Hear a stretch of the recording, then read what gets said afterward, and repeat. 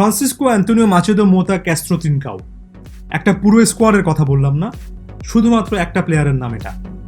এত কিছু মনে না রেখে শুধুমাত্র ত্রিনকাও নামটা মনে রাখুন। মনে রাখতে হবে, কারণ ভবিষ্যতে বার্সা কেমন হবে সেটা যদি দেখতে চান তবে আনসু ফাতি কিংবা রিকি পুজের পাশাপাশি এই পর্তুগিজ প্লেয়ারটাকেও দেখে রাখতে হবে। প্রিয় বন্ধুরা, এতক্ষণে নিশ্চয়ই বুঝে গিয়েছেন বার্সার নতুন সাইনিং ফ্রান্সিসকো ত্রিনকাও সম্পর্কে কথা বলবো আজকে।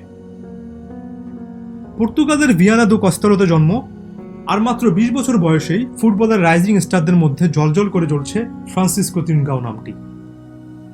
পর্তুগালের ক্লাব এফসি ব্রাগার হয়ে মূলত খেলেছেন। বলাই বাহুল্য যে খেলা দিয়ে সবাইকে মুগ্ধ করেছেন। তবে তাকে নিয়ে মূল মুগ্ধতা শুরু হয়েছিল 2018 সালে উয়েফা ইউরোপিয়ান আন্ডার-19 চ্যাম্পিয়নশিপের মাধ্যমে। সেবার চ্যাম্পিয়ন হয়েছিল পর্তুগাল, আর জয়েন্টলি টপ স্কোরার ছিলেন এই ত্রিনকাও। এরপর থেকে আর পেছনে ফিরে তাকাতে হয়নি, বরঞ্চ বাম পায়ের ফুটবল শৈলীতে বড় বড় ফুটবল বোদ্ধাদের মুগ্ধ করেছেন। আর বার্সাও এতটা মুগ্ধ হয়েছে যে 2020 সালের 31 জানুয়ারিতেই ট্রান্সফারের এই রেসে জয়ী হয়ে 31 মিলিয়ন ইউরোর বিনিময়ে 5 বছরের চুক্তিতে এই উইঙ্গারকে সাইন করে নিয়েছে। আর 31 মিলিয়ন ইউরো খরচের বিপরীতে বার্সা ত্রিনকাওর বাই আউট ক্লজ কত রেখেছেন জানেন? 500 মিলিয়ন ইউরো। আর এ দেখে বোঝা যায় বার্সার কাছে কতটা ট্যালেন্টেড একজন ফুটবলার এ ত্রিনকাও। কি অবাক কর একটা ব্যাপার দেখুন, 33 বছর বয়সে লিওনেল মেসির বিকল্প খুঁজতে হবে।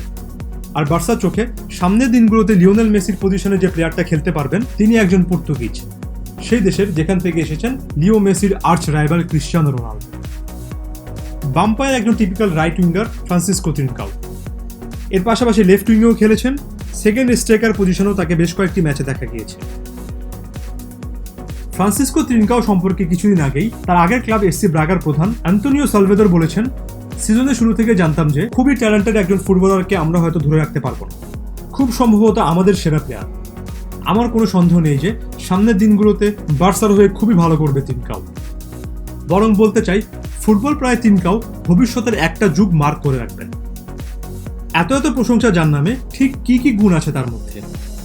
প্রথাগত একজন রাইট উইঙ্গারের মতোই অসাধারণ দক্ষতায় কাট ইন করতে পারেন, কি পাস দিতে পারেন, ড্রিবলিংয়ে খুবই ভালো, ফিনিশিং এবং লং শটেও ভালো বলতে হবে। ছোট্ট একটা ক্যারিয়ারে স্ট্রাইকার হিসেবেও খেলেছেন, কিভাবে গোল করার মতো পজিশনে থাকতে হয় সেটা খুব ভালোভাবেই জানেন। ভিশন এবং ক্রসিংটা যদি আরেকটু ভালো হয়, পুরো একটা প্যাকেজ বলতে হবে ত্রিনকাওকে। সামনের দিনগুলোতে তিনি ভালো করতে না পারলে খুব অবাকই হব। একই সঙ্গে ত্রিনকাও ডিফেন্সিভ স্কিলেরও প্রশংসা করতে হবে। ভালো খেলার তীব্র একটা ক্ষুদে তার মধ্যে সবসময় দেখা যাচ্ছে, যার প্রমাণ জানুয়ারিতে বার্সা প্লেয়ার হিসেবে সাইনিংটা করিয়ে ফেললেও মৌসুমের বাকিটা সময় জুড়ে এফসি ব্রাগার জার্সিতে এক কথায় অসাধারণ খেলেছেন।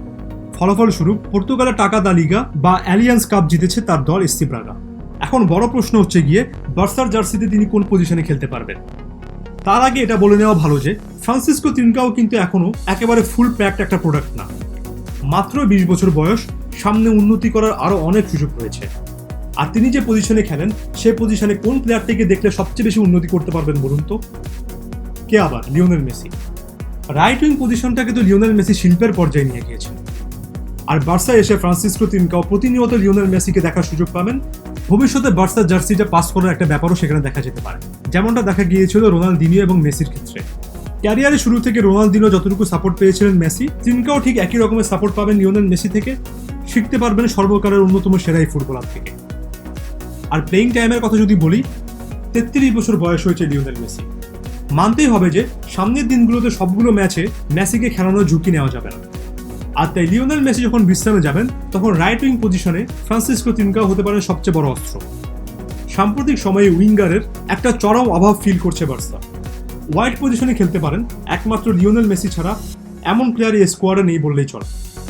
তাই রাইট উইংয়ের পাশাপাশি লেফট ফ্ল্যাঙ্কে ওয়াইড পজিশনে আশা করি ভালোই খেলতে পারবেন ত্রিনকাও। আরও একটা প্রশ্ন আসতে পারে, লিওনেল মেসির সঙ্গে কি একই স্টার্টিং লাইন আপে খেলতে পারবেন না? ব্যাপারটা কিন্তু তাও নয়। সাম্প্রতিক সময়ে আমরা লিওনেল মেসিকে দেখেছি অনেকটা নিচে নেমে এসে মিডফিল্ডারের ভূমিকায় খেলতে।